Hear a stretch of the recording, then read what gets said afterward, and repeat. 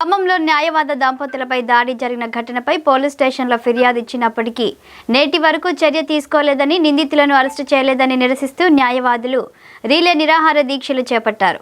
న్యాయవాదుల రక్షణ చట్టం కోసం పోరాడుతున్న తరుణంలో రాష్ట్ర వ్యాప్తంగా న్యాయవాదులపై దాడులు జరగటం శోచనీయమన్నారు. న్యాయవాద దంపతులపై దాడి చేసిన వారిని అరెస్టు చేసే వరకు ఉద్యమం ఆపే ప్రసక్తే లేదని అన్నారు. ఈ ధర్నాలో బార్ కౌన్సిల్ సభ్యులు కొల్లి సత్యనారాయణ, న్యాయవాదులు తిరుమలరావు, కర్లపూడి శ్రీనివాసరావు, నేరెళ్ల శ్రీనివాస్, మేకల సుగుణారావు, స్వర్ణకుమారి, జాలావతి, గొల్లపూడి రామారావు తదితరులు పాల్గొన్నారు.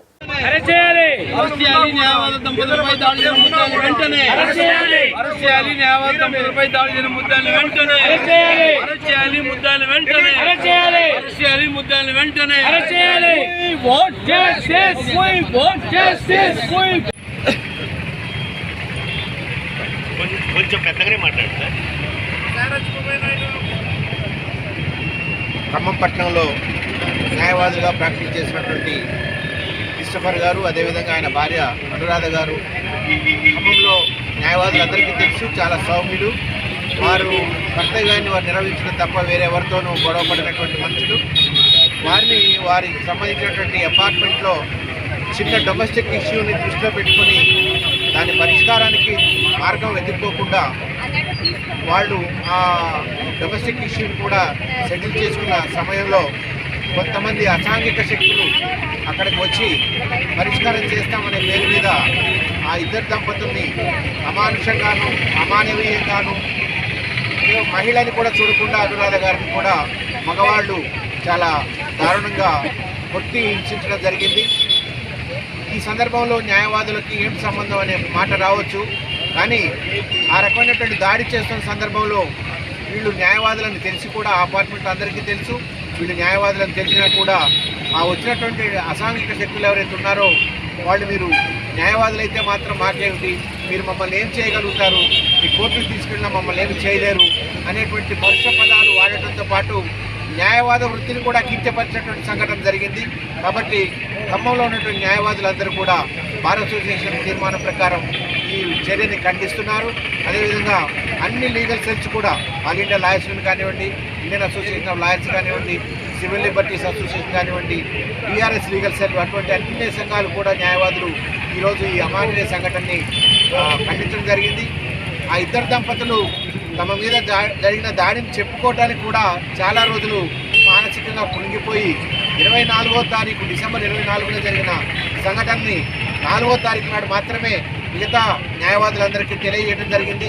ఆ తెలియజేయడానికి కారణం కూడా ఏంటంటే 24వ తారీఖు నాడు పోలీసు వాళ్ళు ఆ ప్రదేశానికి వచ్చి సందర్శించినా కూడా ఆ దుండగుల మీద చర్య తీసుకోకపోవటం, కేసు నిర్వహించకపోవటం, అదేవిధంగా ఎఫ్ఐఆర్ ఇష్యూ చేయకపోవటం, ఇవన్నీ కారణాలతో తమకు జరిగిన అన్యాయాన్ని బార్ అసోసియేషన్ వారి దృష్టికి తీసుకొచ్చిన తర్వాత 4వ తారీఖు నాడు బార్ అసోసియేషన్ వాళ్ళందరూ పోలీస్ స్టేషన్కి వెళ్ళిన తర్వాత మాత్రమే ఎఫ్ఐఆర్ ఇష్యూ అయింది. కాబట్టి ఆ దుండగుల్ని శిక్షించాలని, ప్రధానంగా ముందు వాళ్ళందరినీ అరెస్ట్ చేసి కోర్టుకి సరెండర్ చేయించాలని చెప్పేసి ప్రధాన డిమాండ్గా గత 5-6 తారీఖుల్లో, జనవరి 5-6 తారీఖుల్లో కోర్టుల విధులను బహిష్కరించడం జరిగింది. ఈ రోజు నుంచి నిరవధిక నిరాహార దీక్షలు కూడా చేపట్టడం జరుగుతోంది.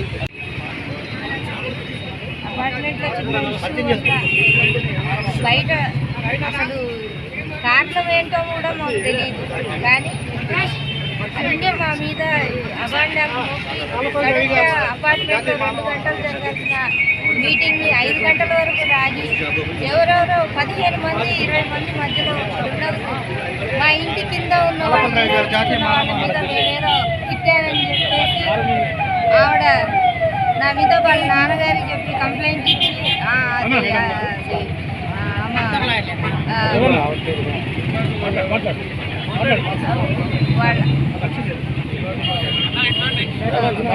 మీటింగ్ జరుగుతుంది.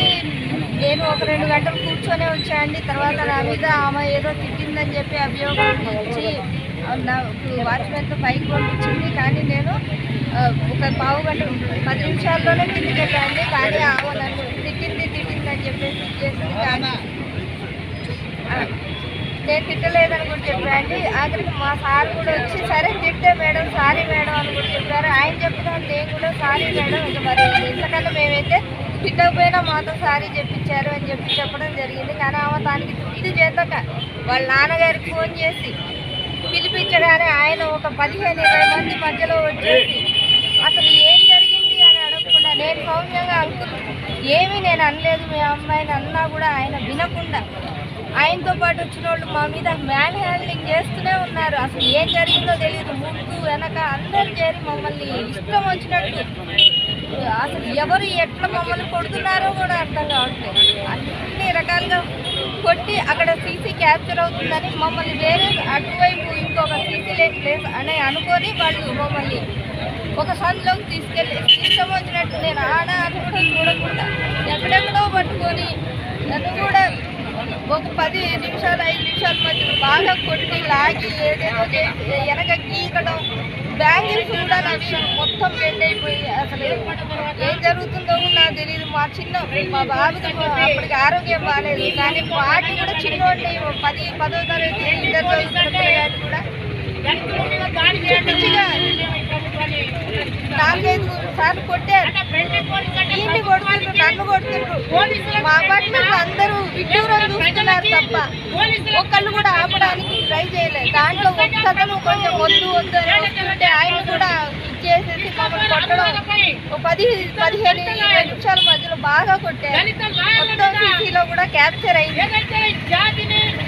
వాళ్ళు దాంట్లో తృప్తి పడకుండా మీద నూకలు మమ్మల్ని ఎవ్వరు మీరెవరికి చెప్పుకున్న న్యాయవాదులు ఖమ్మం కోర్టులో ప్రాక్టీస్ చేస్తున్నారు. వివాద రహితులు, సౌమ్యులు, కోర్టులో మంచి పేరు ఉన్నవారు. అలాంటి వారిని అపార్ట్మెంట్లో చిన్న కారణంతో కుల అహంకారంతో వాళ్ళని కొట్టడం, అదే న్యాయవాదులను కూడా కాళ్ళతో తగ్గడం, చేతుల్లో గుద్దడం, అదే మహిళా న్యాయవాది మీద రక్కడం అవన్నీ మేము చూసాము. కానీ అట్లా చేయడం అనేది ఎంతవరకు సబబు? కుల అంతరంగారంతో అట్లా చేయడం అనేది తీవ్రంగా ఖండిస్తున్నాం. వారిని ఎమ్మటే అరెస్ట్ చేసి కోర్టులో ప్రవేశపెట్టవలసిందిగా కోరుతున్నాము. అదేవిధంగా ఆ మహిళా న్యాయవాది భర్తకి అడ్డు వచ్చి భర్తను అడ్డుకున్నా కూడా వచ్చి అడ్డం వచ్చి కర్ణాటి భానుప్రసాద్ వాళ్ళ ఇంకా ఆయన తరఫున దొంగలు వచ్చి కింద పడేసి కన్నటం అనేది తీవ్రంగా ఖండిస్తున్నాం. అదేవిధంగా జేపీ న్యాయవాది తరఫున కూడా దీన్ని తీవ్రంగా ఖండిస్తూ దుండగలను వెంటనే అరెస్ట్ చేయాల్సిందిగా కోరుతున్నాం. అనురాధ న్యాయవాదులపై దాడిని జిల్లా బార్ అసోసియేషన్ తీవ్రంగా ఖండిస్తుంది. 24వ తారీఖు నాడు వాళ్ళు మనుషులని మర్చిపోయి పశువులుగా విచక్షణ జ్ఞానం కోల్పోయి వారి మీద ఇంటి మీద పడి న్యాయవాదులను తెలిసి ఉండి దాడి చేయటాన్ని బార్ అసోసియేషన్ తీవ్రంగా ఖండిస్తుంది. అదేవిధంగా పోలీసు వారు కూడా ఆల్రెడీ ఫోన్ చేస్తే సిఐ గారు పోలీసు వారు వచ్చి వాళ్ళు ఎటువంటి చర్య తీసుకోకపోవటం ఇది పోలీసు వారే చేయించారా అన్నట్టుగా స్పష్టంగా అనిపిస్తుంది. ఎందుకంటే సిఐ గారు ఆ యొక్క ఇన్సిడెంట్ చూసి కూడా ఆయన కామ్గా వెళ్ళిపోవటం అంతకంటే హీనమైన చర్య ఏమీ లేదు. పోలీసు యొక్క సిఐ గారిని కూడా తక్షణమే సస్పెండ్ చేయాల్సిందిగా నేను రాష్ట్ర ప్రభుత్వాన్ని జిల్లా మంత్రివర్యులను కూడా డిమాండ్ చేస్తున్నాను. ఎందుకంటే పోలీసు వారికి ఫోన్ చేసి వాడు వచ్చినప్పుడు కూడా వాళ్ళు ఆ విధంగా వ్యవహరించి ఈ యొక్క బాధితులను కూడా వారు పరామర్శించకుండా ఎటువంటి అడగకుండా వాళ్ళు వెళ్ళిపోయారంటే వాళ్ళ యొక్క పోలీసు వ్యవస్థ ఈ రాష్ట్ర ప్రభుత్వంలో ఏ విధంగా ఉందో అర్థమవుతుంది. అసలుకే రాష్ట్రంలో ప్రభుత్వం ఉందా లేదా అన్నట్లుగా ఈ విధంగా వ్యవహారం ఉందరో కూడా సభాముఖంగా ఈరోజు తెలియజేస్తున్నాం. ఈ యొక్క న్యాయవాదులపై దాడిని పట్టించుకోలేని ఈ ప్రభుత్వం రేపు సామాన్య ప్రజల మీద ఏ విధంగా ఉంటుందో ఒక్కసారి అర్థం చేసుకోవాల్సిన అవసరం కూడా ఎంతనే ఉందో కూడా సభాముఖంగా తెలియజేసుకుంటున్నాం. అయినప్పుడు కూడా ఇంతవరకు 24వ తారీఖు ఇన్సిడెంట్ జరిగితే ఈ రోజు వరకు కూడా పోలీసు వారు ఎందుకు అరెస్ట్ చేయట్లేదు? దీని వెనక ఎవరున్నారు, ఎటువంటి వారు ఉన్నారు అనంటే చట్టం ఉందో అందరూ ఒకటే కాదా, సమానం కాదా? అంటే న్యాయవంతులు ఒక తీరుగా, పేదవాళ్ళు ఒక తీరుగా ఈ రాష్ట్ర ప్రభుత్వం ఉంటుందని కూడా నేను తీవ్రంగా ఖండిస్తున్నాం. తక్షణమే వెంటనే ఏ మాత్రం కూడా పోలీసు వారు కానీ రాష్ట్ర ప్రభుత్వం కానీ ఏ మాత్రం కూడా మమకారం ఉండా ప్రేమ ఉండా కూడా ఈ యొక్క బాధితులపై చర్య తీసుకున్న బాధితులపై ఈ యొక్క దాడి చేసిన వారు ఏ స్థానంలో ఉన్నప్పుడు కూడా వాటి తక్షణమే అరెస్ట్ చేయవచ్చని కోరుతున్నాం. బాధితులు ఇప్పుడు కూడా వాళ్ళ ఇళ్లలో వాళ్ళు ఆనందంగా సంతోషంగా ఉంటున్నారు. వీళ్ళని చూసి కూడా నవ్వుతున్నారని కూడా తెలిసింది. ఇటువంటి పరిస్థితి ఈ ప్రభుత్వం ఈ విధంగా ఉంటే ఇంతకంటే ఇంకే ఉంటుందని కూడా నేను సభాముఖంగా తెలియజేస్తున్నా. మన జిల్లా మంత్రివారు కూడా దీని మీద తక్షణమే స్పందించి జిల్లా కలెక్టర్ గారు మన సిపి గారు కూడా దీని మీద స్పందించి తక్షణమే అరెస్ట్ చేయవలసిందిగా డిమాండ్ చేస్తున్నాం. మీరు అరెస్ట్ చేసే వరకు కూడా ఈ యొక్క భారత అసోసియేషన్ రిలయన్స్ దేశంలో కంటిన్యూ చేస్తుందని తెలియజేస్తున్నాం. బాధితులు గత నెల 24వ తారీఖున సాయంత్రం ఖమ్మం పట్టణంలో ఉన్న వీడియోస్ కాలనీలో న్యాయవాద దంపతులపై నేలకొండపల్లి మండల సిపిఐ సెక్రటరీ కర్ణాటి భానుప్రసాద్ వారి అనుచరులు ఉద్దేశపూర్వకంగా న్యాయవాదులను తెలిసి కులమని తెలిసి కులం పేరు తిట్టుకుంటూ వృత్తి పేరు తిట్టుకుంటూ రజాకారుని మైమరిపించే విధంగా దాడి చేశారు. ఈ దాడిని చాలా తీవ్రంగా ఖండిస్తున్నాం. మేము ఇప్పటికి 24వ తారీఖు ఇన్సిడెంట్ జరిగింది. 4వ తారీఖు దాకా కేసు రిజిస్టర్ చేయలేదు.